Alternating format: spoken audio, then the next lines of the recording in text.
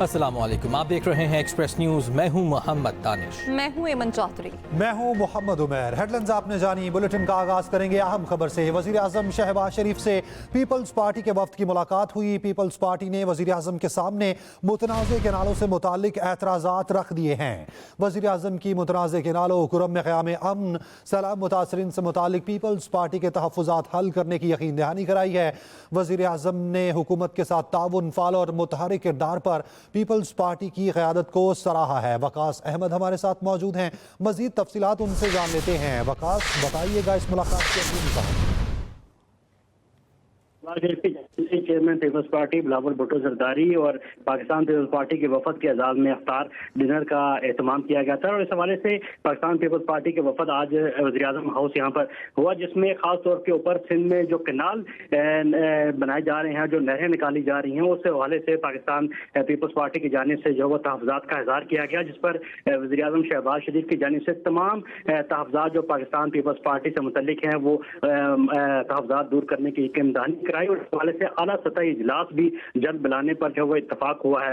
इसके साथ साथ खैबर पख्तूनख्वा में अमन अमान की सूरत हाल से मुतल्लिक अमूर पर भी तबादला ख्याल किया गया, जिस पर पाकिस्तान पीपल्स पार्टी की जानिब से बताया गया कि खैबर पख्तूनख्वा में जो हालात हैं वो काफ़ी कशीदा हैं, जिस पर वज़ीर आज़म शहबाज शरीफ की जानिब से जो वो तशवीश का इज़हार किया गया। दोनों सियासी जमातें जो पाकिस्तान पीपल्स पार्टी और मुस्लिम लीग नून जो बड़ी इत्तेहादी जमातें हैं, इस वक्त उनकी जानिब से ये इत्तफाक किया गया कि जो आइंदा जो दरपेश मसाइल हैं वो हुकूमती नौयत के वो तमाम जो मिल बैठकर आगे हल किए जाएंगे और इस हवाले से एक अहम इजलास भी जो है वो जल्द पंजाब में जो पावर शेयरिंग फार्मूला है उससे मुतल्लिक होगा, जिसमें तमाम मामलात को हल किया जाएगा। जी, बहुत शुक्रिया वकास आपका। दरियाए सिंध से नहरें निकालने के एक तरफा फैसले की हिमायत नहीं कर सकते। सदर ममलकत आसिफ अली जरदारी का पार्लियामेंट के मुश्तरका इजलास से खिताब, कहा पार्लिमान और हुकूमत की एक तरफा पॉलिसियाँ वफाक पर शदीद दबाव का बाइस बन रही हैं। My personal obligation as a patriotic Pakistani to caution the House and the government that some of your unilateral policies are causing grave strain on the Federation. In particular, the government's unilateral decision to carve out some canals from the Indus River, despite strong opposition from federating units. I, as a president, cannot support. पार्लिमानी साल मुकम्मल होने पर parliament का मुश्तरका इजलास। Speaker कौमी assembly सरदार अयाज सादिक और chairman senate Yusuf रजा गिलानी ने मुश्तरका तौर पर सदारत की। सदर ममलिकत आसिफ अली जरदारी ने 8वीं बार खिताब किया। सदर ममलिकत की तकरीर शुरू होते ही अपोजिशन ने शदीद एहतजाज किया और नारेबाजी की।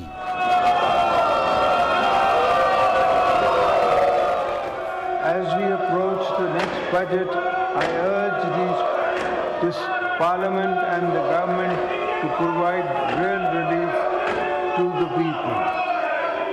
The government should take measures to forthcome budgets to increase salaries, pension, reduce income taxes on salary class, lower energy costs, which would help reduce financial burden on them.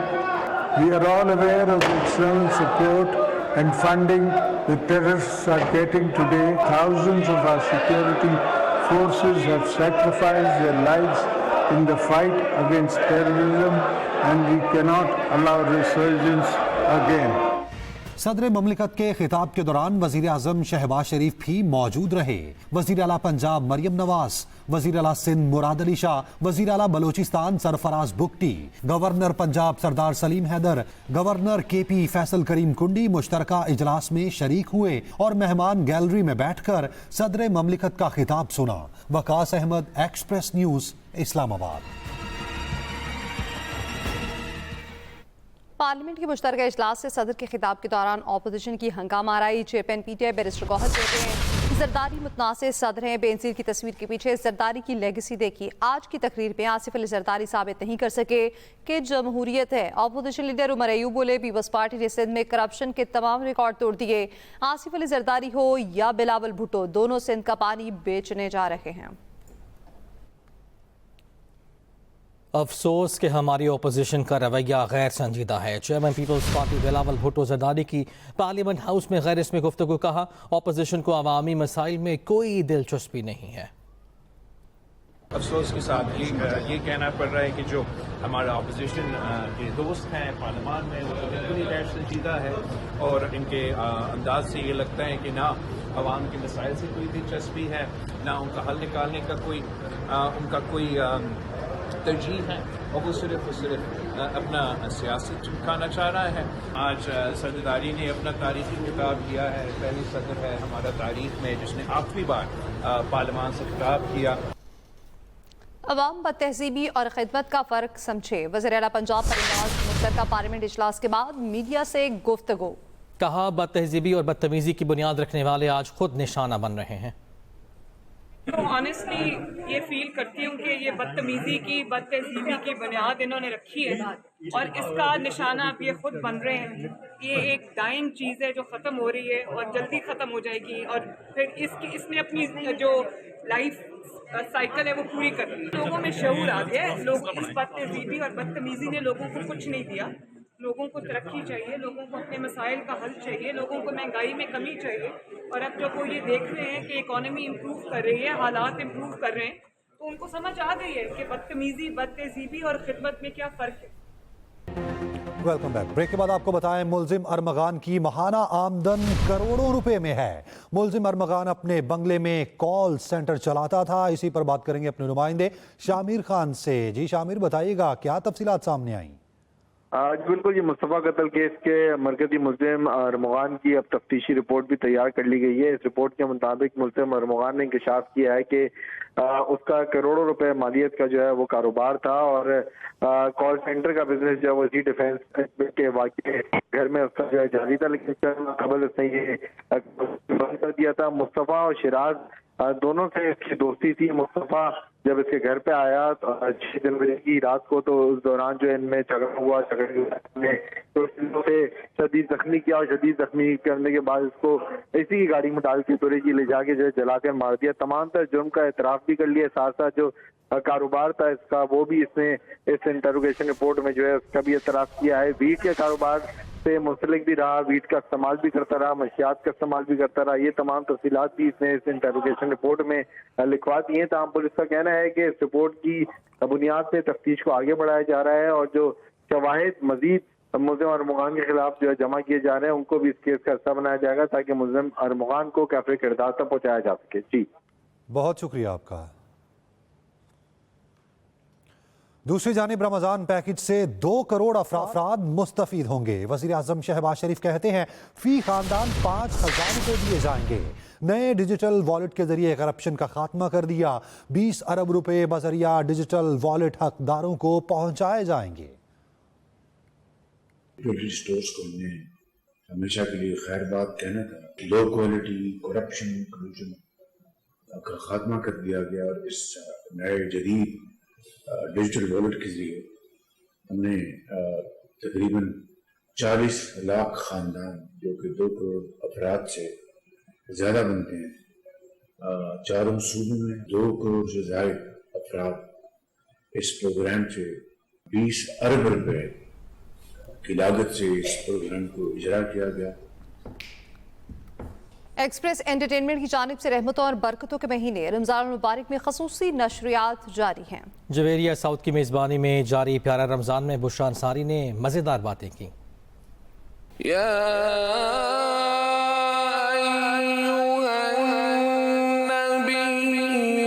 Express entertainment کی خصوصی transmission پیارا رمضان قاری محمد حسین آرائی کی تلاوت. احمد رضا قادری اور شیری رضا کے کلام سے ماحول بابرکت ہو گیا. جسے چاہا اپنا بنا لیا, یہ بڑے کرم کے فیصلے. میزبان جویریہ سعود نے بہتان تراشی کے کئی پہلو اجاگر کیے. بشرا انصاری بنی پیارا مہمان میں ہماری مہمان. پیارا کیسے لگیں اور پیارا ذائقہ میں بشرا انصاری اور جویریہ سعود نے کی مزیدار باتیں. آملے ڈالے, ریٹھے, سیکا کائی سب ڈالا اور سرسوں کا تیل اصلی نکلوایا, وہ بادام کا تیل. پیارا مقابلہ میں سنسنی خیز مقابلہ منگل سے شروع ہوگی. سیمی فائنل کی دوڑ. پیارے بچوں نے پوچھی معصوم پہلیاں. جویریہ سعود نے سنائی بچوں کو پیاری کہانی. رمضان اسپیشل ٹرانسمیشن جاری رہے گی چاند رات تک. دیکھتے رہیے ایکسپریس انٹرٹینمنٹ پر. پڑھے نا جویریہ, اللہم حفظنا منہم.